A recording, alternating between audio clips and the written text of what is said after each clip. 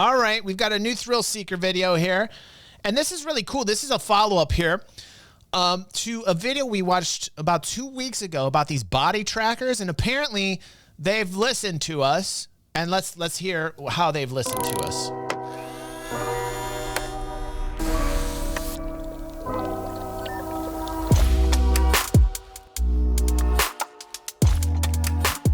Hello and welcome to Tuesday Newsday, your #1 resource for the entire week's worth of VR news. And you know what? Today is a good day. I think this is probably one of the most positive and exciting weeks of VR news we've had in a long time, including some breaking news. Full body tracking legit just got way easier and way better for everyone, including Quest users. And I get to show you today exactly how. Plus, we got a slew of Quest updates, including a massive hand tracking upgrade, all while Meta cracks down on privacy and modding of specific games. We got all that and so much more, but first, the irony that Meta is cracking down on privacy, man. Like, okay. First, the Quest 3 is on its way in just a couple months, and if you want one day one, I have partnered up with Amaze VR with this video to give one away to the VR community. Oh, hello. The links will be down. See, this is what I gotta do. This is what I gotta do. I gotta go in. I gotta go to VR headset. Up with Amaze VR. And I just gotta like dance it up. You know what I mean? I just gotta like dance it up. I gotta make some serious like VR videos. You know,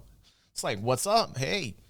What's up? I can do this. I can do this video to give one away to. Oh, well, we got to do a slow-mo apparently. Slow-mo.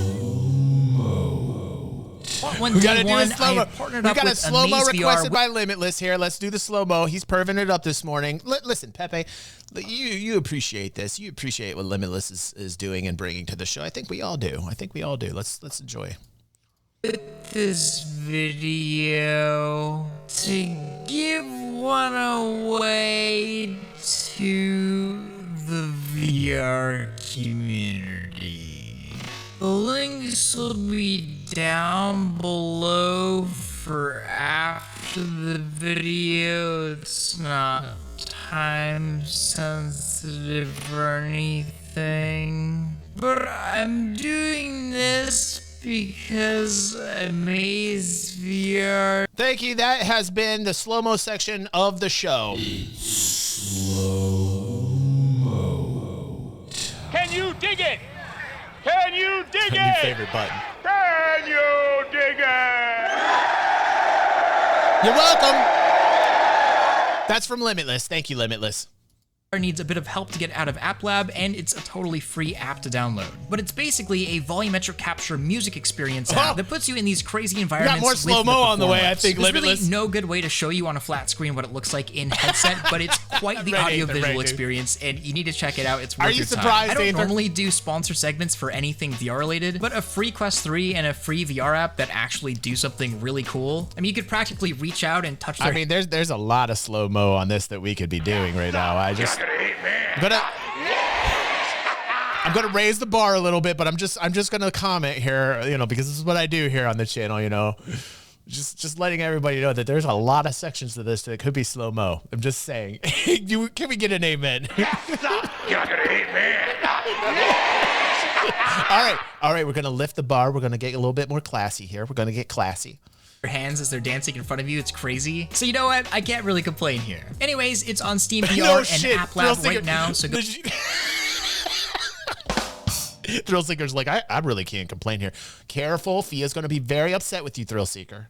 Go try it out. But now it's time we get into this crazy week of VR news. So it just boggles my mind how many updates the Quest platform has gotten over time. And while most of them have been pretty small quality of life improvements, every now and then we get something massive, and this is, in my opinion, one of those massive moments. But before we get to the big one, let's talk about V56 itself, because it was just announced that huge improvements are coming to hand tracking across Quest 2, Pro, and eventually 3, with the introduction of hand tracking 2.2, reducing latency up to 40% during typical usage and 70% during fast movement, also including a new tracking mode open to developers through the SDK called Fast Motion Mode, allowing, for example, fitness and rhythm games to have a significantly quicker hand tracking quality. And after trying it out myself, this is by far the best that hand tracking has ever been. There's always been just enough latency that your virtual hands feel really out of sync with your real hands. It's usable, but, you know, it feels weird. But with this update, and in particular fast motion, it feels significantly significantly better. Now, V56 also brings a few other updates as well that I've talked about, like swipe typing, global local dimming on Quest Pro, auto power on for updates, button remapping. All in all, it's a really solid update, but that's not the thing that I'm really excited about. I am pumped for multimodal support, which is probably one of the most exciting updates that standalone VR has gotten in years, honestly.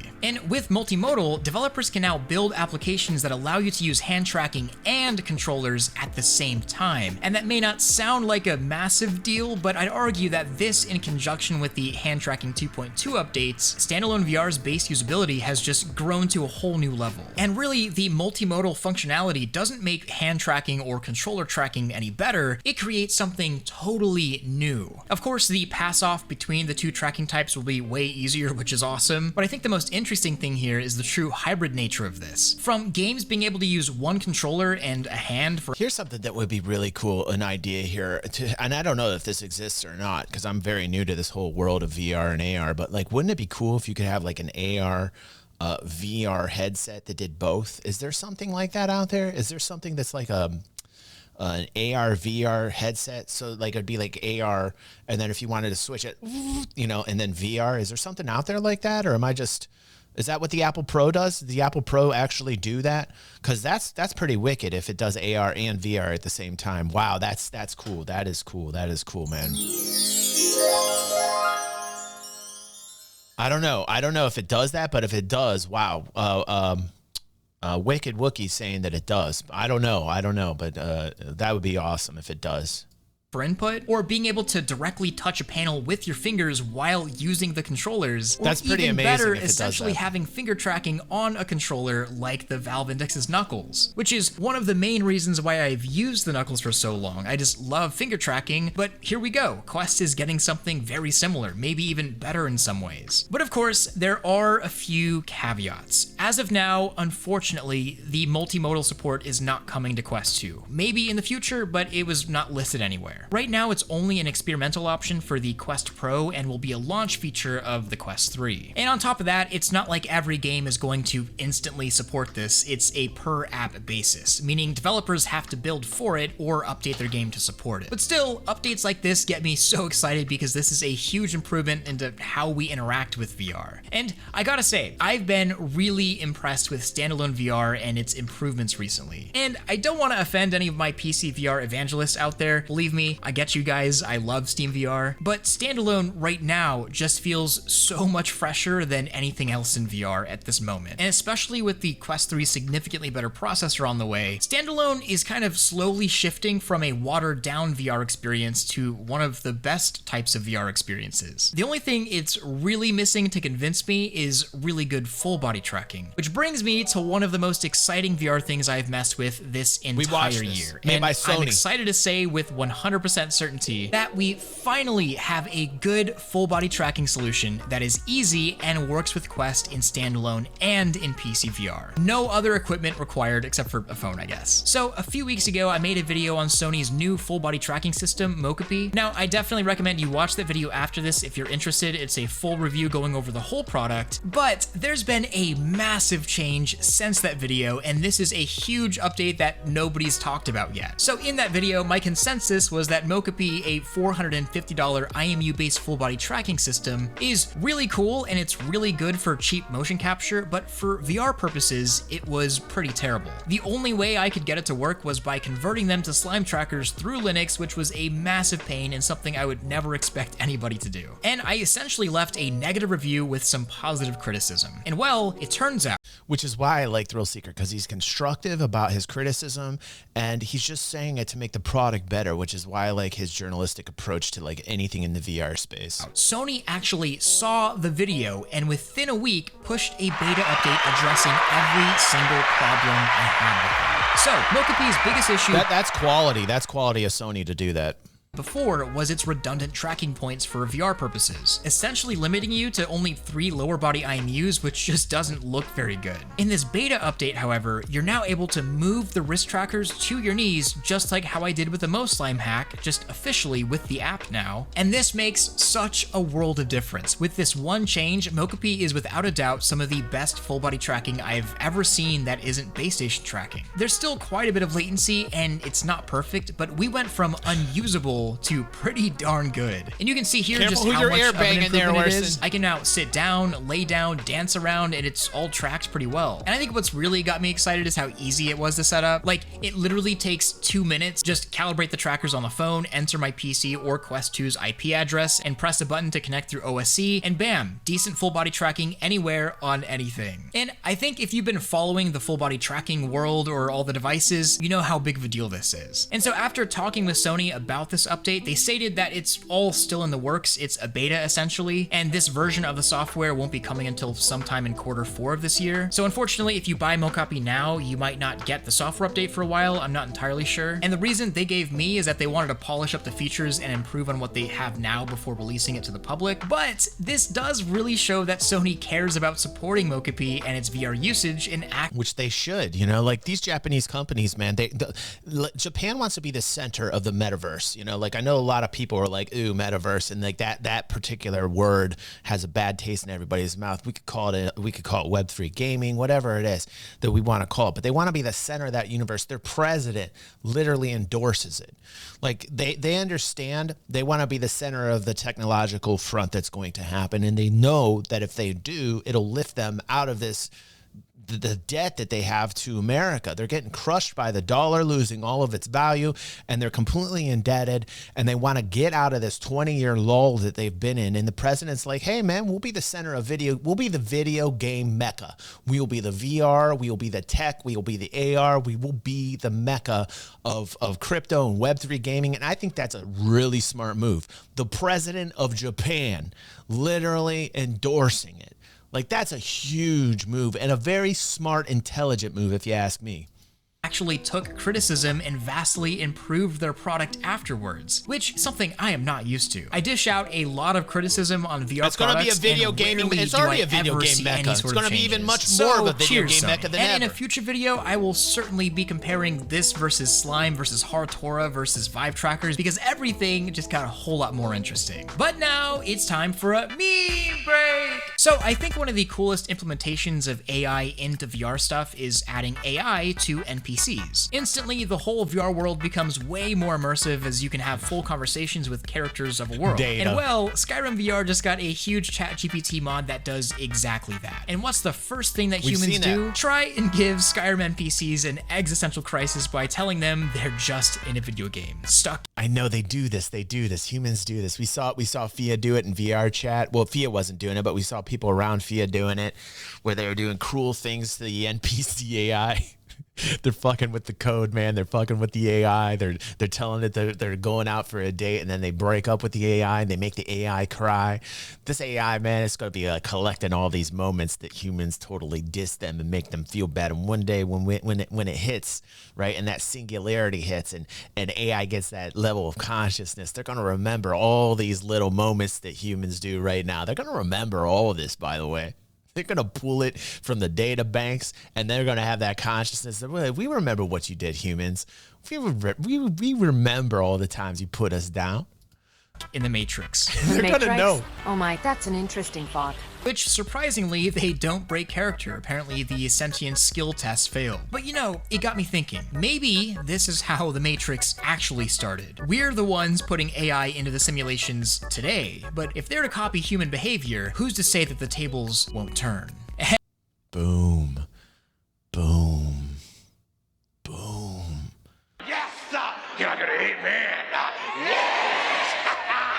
Boom, man. I know people get upset when I talk about this, but man, so many people think it's not a threat. It's ridiculous to me that humans think this isn't a threat on some level. People get mad when I talk about it like this because they're like, oh, you're fear mongering. You have no idea what you're talking about, DG. You're just a big, dumb, bald guy with a soul patch, you know? But man, if there's anything you should listen to the dude from The Matrix that had the soul patch. He had his existential crisis. He was sitting down eating a piece of steak. He told Neo and the others, he said, I know this isn't a piece of steak, but I'm eating this piece of steak.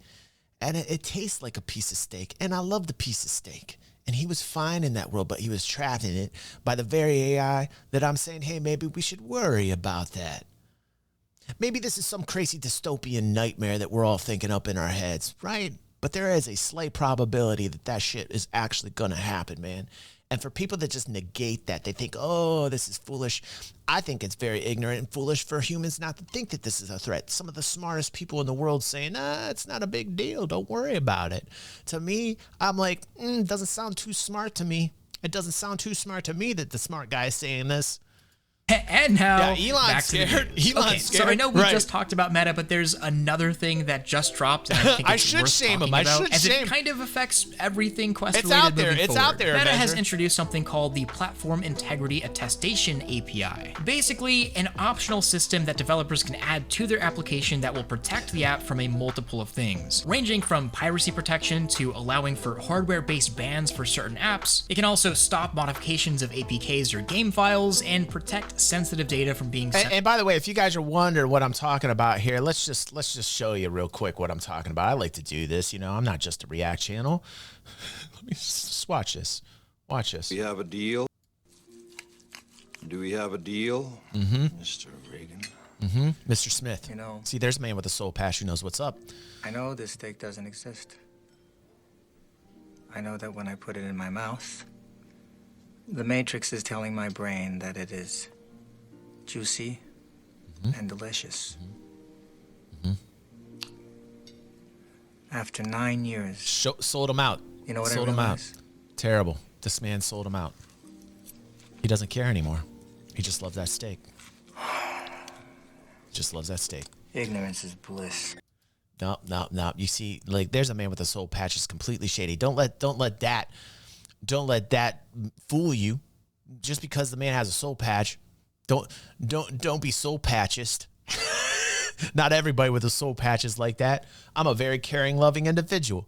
That man with a soul patch, very sketch, sold out his friends for a virtual steak. You understand what's happening, everyone? You understand what's down the road?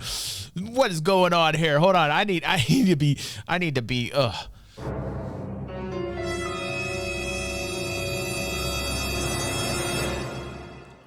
my God.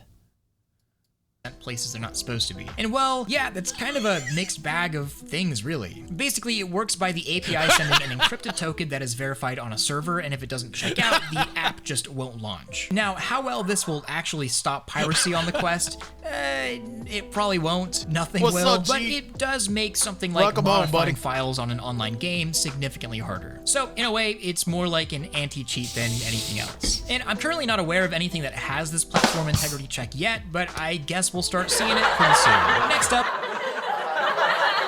I almost did a spit take, Anarchy. That was good, dude. I gotta talk about these 3 awesome DIY projects, and I'll just blast through them so you're at least aware of them, because this whole section is just glowing with the peak of, if they won't do it, I'll do it myself energy, and I love that. So this headset takes the cake as the true Frankenstein of VR. Called the Hades Widebody, it's the most kick-bashed headset I have ever seen, and it's amazing. With an RPAR Steam VR tracker, basically Vive Pro displays, Gear VR lenses, custom eye tracking, face tracking, kit-bashed housing in a small form factor, well, sort of small, while also having about the same field of view as Valve Index. And all I can say is nice. Hilariously, when the creator was asked if they can build it for someone else, they said they are never building another one, as understandably it was a massive pain, but it's still really cool. Next is this awesome custom mixed reality headset using a Quest 2 based ultralight pan tracking and some really cool 3D printing. This video popped up in my recommended, and he's got a whole walkthrough of the experience from planning it to finishing it, and it's really cool. And finally, good old Sadly It's Bradley. I love my Big Screen Beyond, I think just as much as he does, but he's still working to make it better. Him and a collaborator are working on a better flip-up hinge design that actually removes the facial interface to give you an even wider field of view than it gives you now, and of course moving it away from your forehead and face. Really cool, and links to all of that will be down below. Just wanted to spotlight some cool things. But now it's time for question of the week, and it's perfect considering what we just talked about. What can we, the people who love VR and have the power to influence it, do to help the industry, since many companies just aren't listening? And yeah, that's always kind of been a problem. That's why I was so shocked that Sony within a week totally changed their app off of my criticism. It was insane. But if there's one thing... And that's the power. That's the power of what we're doing here as well on DG360. That's so cool. I've seen changes on Star Citizen because of what we said. And people that say they're not influencers and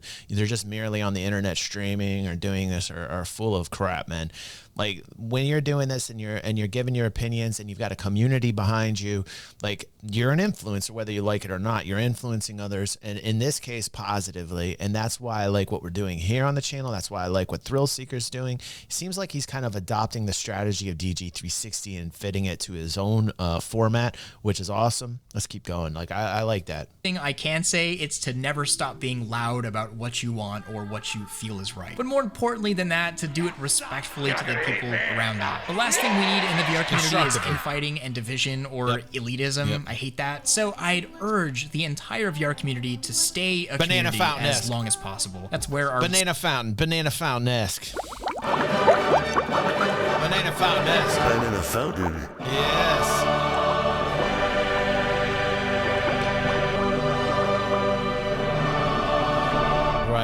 Right.